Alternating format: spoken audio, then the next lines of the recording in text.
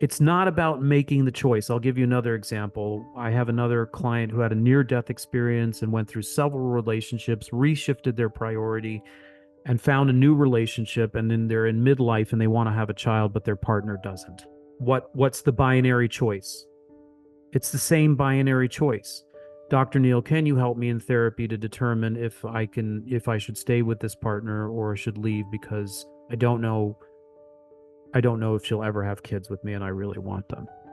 And I say, can you hold off on the larger question of kids or no kids and look and go into the labyrinth for 3 months?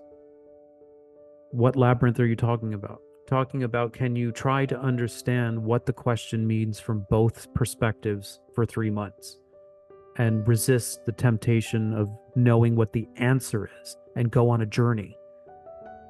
Well, it turns out that what the journey about having kids and not having kids mean is a whole world underneath the surface that goes into that. You follow?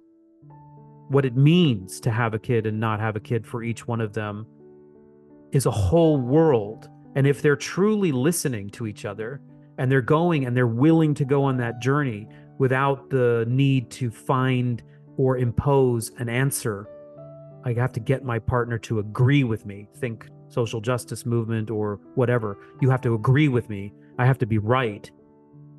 What about why don't people agree? What's going on for them if they like to own guns and you don't?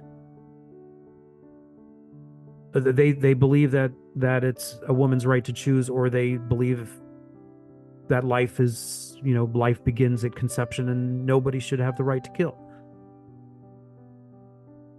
If you can suspend the binary choice and go on the deeper journey, what has inevitably happened in just 1 month with this couple is that they've discovered and grown closer to each other in consideration of the momentous backstory each of them have that have arrived, that have led them to the arrival of that conclusion.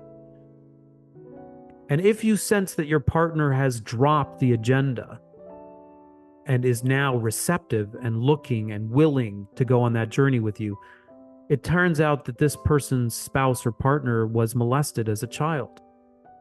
Well, the whole thing makes sense now, doesn't it?